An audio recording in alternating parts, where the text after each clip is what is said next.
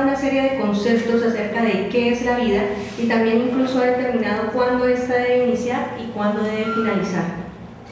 Desde Platón hasta Aristóteles se ha tratado de exponer la diferencia entre lo que es el cuerpo y lo que es el alma. Y también se ha estudiado cuál es el papel que tiene el cerebro en medio de esta dualidad como determinante de la vida. Incluso para esa época ya Descartes había hecho célebre una frase, cogito ergo sum, pienso luego existo, en la cual pues se basan los que defienden la muerte neocortical, diciendo de que si una persona no es consciente de sí, de su existencia, pues no existe para la sociedad. En la época medieval se tenía terror de ser enterrado vivo, por ello se tenía mucho miedo acerca de la determinación de muerte prematura, ya que se tenía conocimiento de que algunas sustancias depresoras del sistema nervioso central podían simular un estado de muerte. Este temor se incrementó luego de que los estudios de hibernación mostraran que formas inferiores de vida eran capaces de revivir luego del enfriamiento y la desecación. Por ello, en la época medieval se tomaron unos signos seguros de muerte, que eran las livideces cadavéricas y la putrefacción de los tejidos para poder determinar de que una persona pues estaba muerta.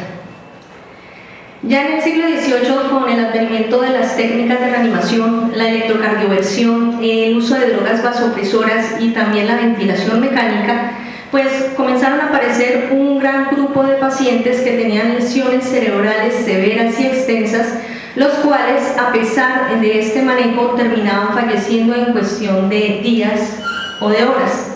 En ese momento, los médicos comenzaron a cuestionarse acerca de si realmente valía la pena a estos pacientes realizarles un soporte vital, ya que indefectiblemente, con soporte o sin soporte, terminaban falleciendo.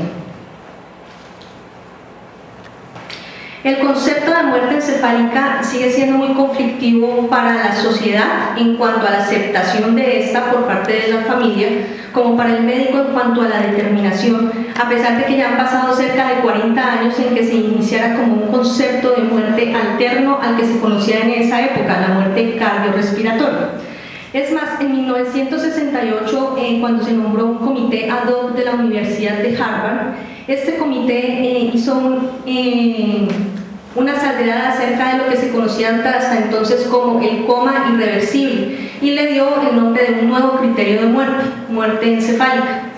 Esto lo hizo basándose en dos cosas. Una, la irreversibilidad del cuadro neurológico de este tipo de pacientes y que aunque se les colocara algún tipo de soporte iban a fallecer en forma indefectible. Y el otro, el poder establecer una serie de criterios bajo los cuales se pudiera determinar qué pacientes debían ser llevados a pues pudieran ser donantes de órganos con fines de trasplante.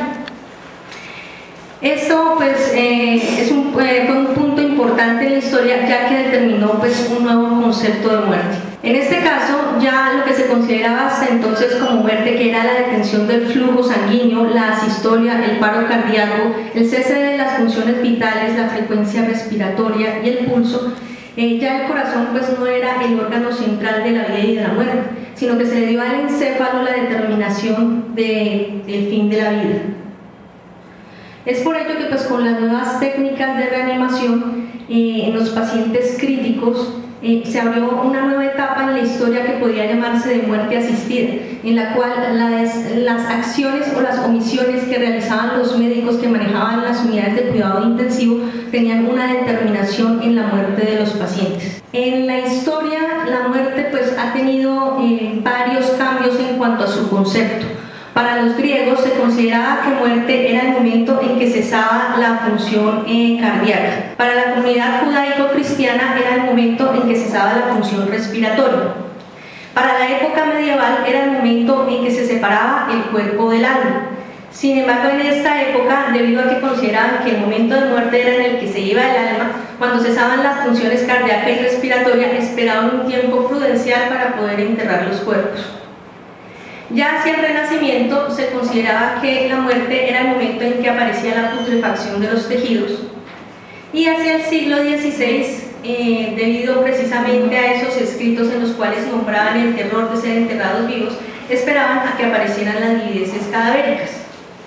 Debido pues, a la aparición de esos escritos en los cuales se tenía miedo acerca de la determinación de la muerte temprana, pues ya que el diagnóstico de muerte lo daban los familiares de la persona del difunto o los vecinos. Ya hacia el siglo XVIII, con el advenimiento de las técnicas de reanimación, el médico era el que realizaba el diagnóstico de muerte utilizando una serie de elementos. Entonces utilizaban espejos que se colocaban frente a la boca de la persona para ver si respiraba o no, las velas o las burbujas de inmersión. Uno de estos elementos fue el estetoscopio de la NEC, a través del cual pues, se podían auscultar los ritmos cardíacos y respiratorios, y que fue un elemento importante para poder determinar un estado de muerte. Un punto crítico en la historia, que fue el momento en que se inició el concepto de muerte encefálica, sucedió en 1968 en Ciudad del Cabo, cuando el doctor Barnard hizo el primer trasplante cardíaco, obtenido de un paciente o de un donante que todavía tenía sus signos vitales. En 1954, Lotsfield y von Reis hacen un reporte de 6 pacientes, los cuales presentaban un estado de coma dado por ausencia de la función motora y ausencia de la función sensitiva ante un estímulo doloroso. Tenían pérdida de los reflejos integrados en el tallo cerebral, se encontraban en apnea y además tenían tendencia a la hipotensión, tenían poliuria y tenían hipotermia. A estos pacientes se les realizó estudios de panangiografía cerebral, encontrando que había una ausencia del flujo sanguíneo cerebral. Más tarde, dos neurólogos franceses, Mollaret y Goulon, hacen un reporte de 23 pacientes, los cuales tenían estas mismas características, a los cuales se les realizó electroencefalogramas que presentaban pues, un trazado plano debido a la falta de actividad eléctrica. A estos pacientes, cuando fallecieron, les hicieron autopsias encontrando una necrosis cerebral extensa, y por este motivo pues, consideraban de que estos pacientes a los cuales ya no les funcionaba el cerebro no debía seguirse continuando pues, las medidas de soporte vital. A este nuevo estado ellos lo llamaron coma de Passé, que en la traducción al anglosajón significa coma irreversible, o en el francés pues más allá del coma. Luego de este reporte de estos neurólogos comenzaron a aparecer muchos más reportes acerca de pacientes con este mismo estado. Debido a que pues, en el contexto de esa época fueron apareciendo esta gran cantidad de pacientes y a la necesidad de saber cuándo era el momento en el cual se podía realizar el trasplante de órganos tomando estos pacientes como donantes, fue que los médicos del Mass General Hospital solicitaron a la Universidad de Harvard se formara un comité ad hoc que estudiara este tipo de problemas. Este comité estaba compuesto por el doctor Henry Becker, que era un anestesiólogo. Él era especialista en el estudio de problemas éticos en medicina y sobre todo los relacionados con la experimentación en humanos.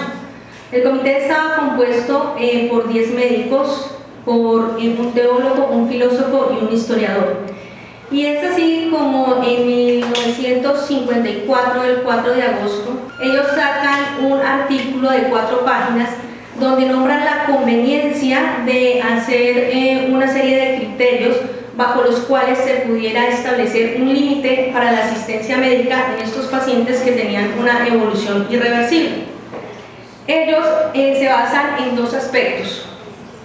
Uno, la carga que significa este tipo de pacientes, tanto para los familiares como para los médicos y las instituciones, y el hecho de que no se había determinado cuándo era el momento adecuado en el cual se podía realizar la ablación de órganos utilizando estos pacientes como donantes.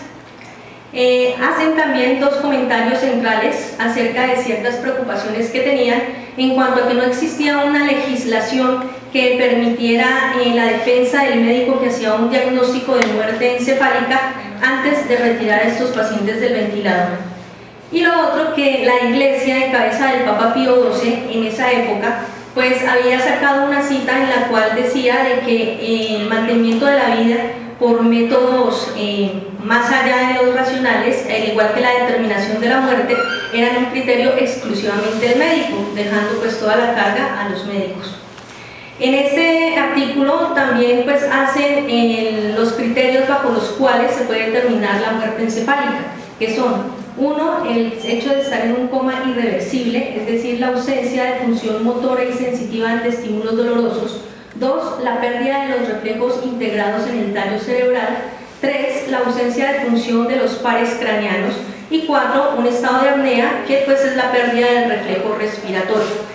A estos pacientes ellos sugieren hacerle un electroencefalograma, el cual debe dar un registro plano, y solicitan que se haga una observación en un tiempo prudencial, bajo el cual, si se mantienen estas condiciones, estos pacientes podían ser declarados en muerte encefálica y se les podía suspender las medidas de soporte vital y el ventilador. Hasta 1981, en Estados Unidos, se formó una comisión de un grupo nombrado por la presidencia, en los cuales estudiaron este tipo de problemas éticos en medicina, y ellos hicieron una renovación de los criterios de muerte encefálica, legislándola, y apareció el decreto de muerte encefálica, que también se conoció como Estatuto de la Muerte.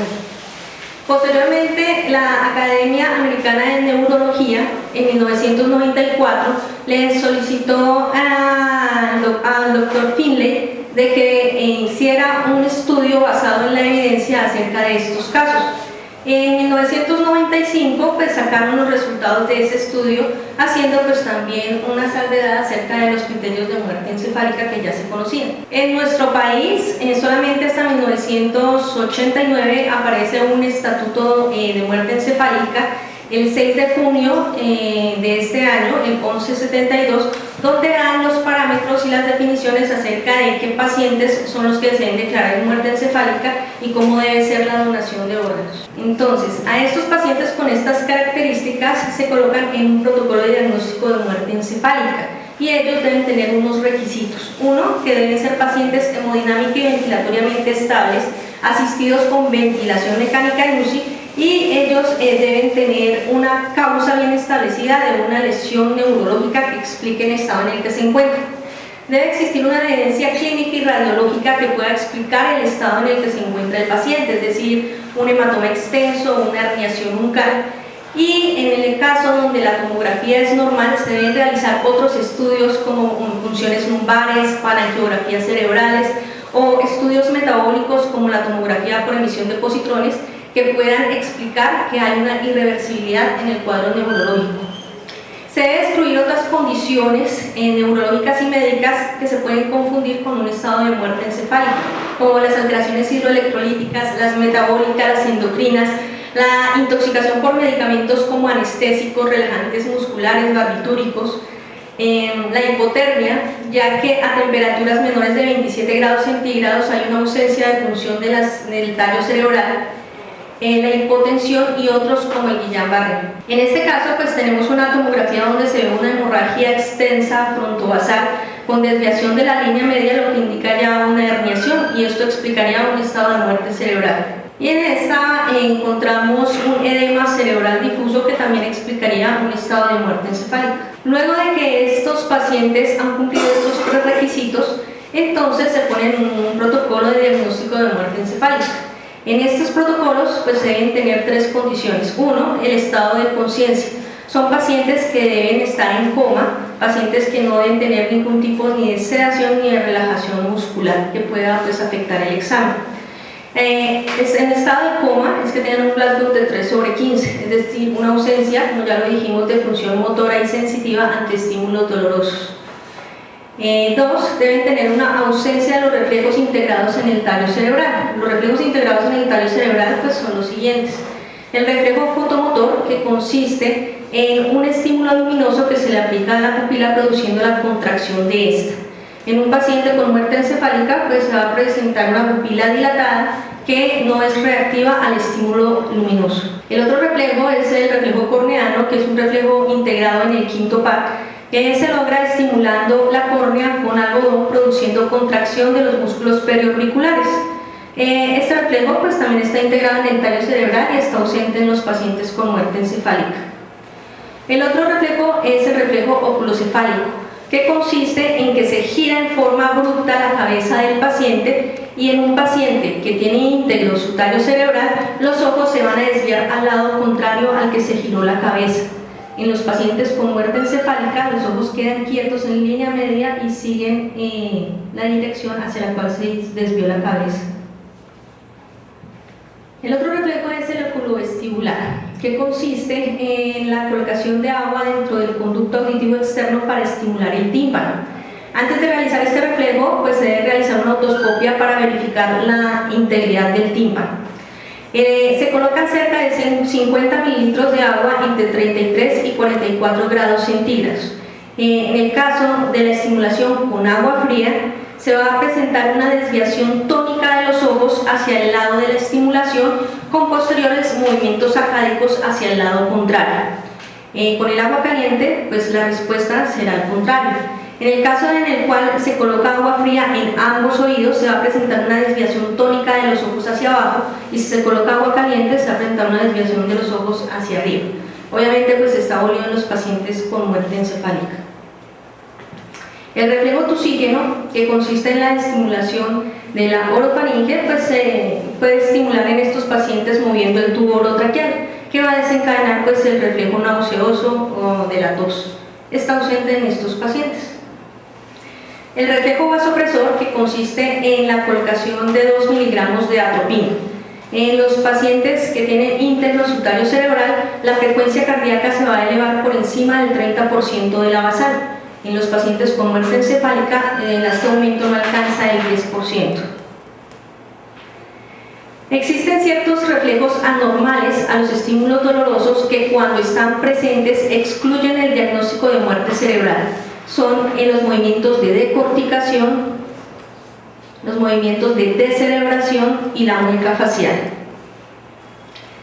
El test de apnea es un test que evalúa la pérdida del reflejo ventilatorio, que también está integrado en el bulbo, y consiste en que bajo unas condiciones predeterminadas, que es una temperatura mínima de 36.5 grados centígrados, se debe obtener unos gases arteriales en estos pacientes que tengan unas condiciones: que la PCO2 sea de 40 milímetros de mercurio, la PO2 mayor de 200 milímetros de mercurio, un pH mayor de 7,3 y un bicarbonato mayor de 18. Estos gases arteriales se pueden obtener bajando la frecuencia respiratoria del ventilador, aumentando el PIB en 2 centímetros o reoxigenando al paciente con oxígeno al 100%. Cuando se tienen estas condiciones, pues se desconecta al paciente del ventilador, se le coloca un tubo que mantenga el oxígeno al 100% y se toman gases arteriales seriados. La prueba se suspende si aparecen movimientos ventilatorios o si aparecen arritmias o alteraciones hemodinámicas debido a la acidosis respiratoria que pues produce el test. En un test de apnea se considera positivo cuando la presión de CO2 sube por encima de 60 milímetros de mercurio y se mantienen las condiciones de una presión arterial de oxígeno de 60 milímetros de mercurio, un pH mayor de 7,3 y un bicarbonato mayor de 18. En este caso, pues como les digo, se considera positiva la prueba. Esta prueba no se debe realizar en pacientes que se conoce tienen una restricción crónica del flujo aéreo, como pacientes que tienen un EPOC, una enfermedad pulmonar obstructiva crónica, o que hacen apnea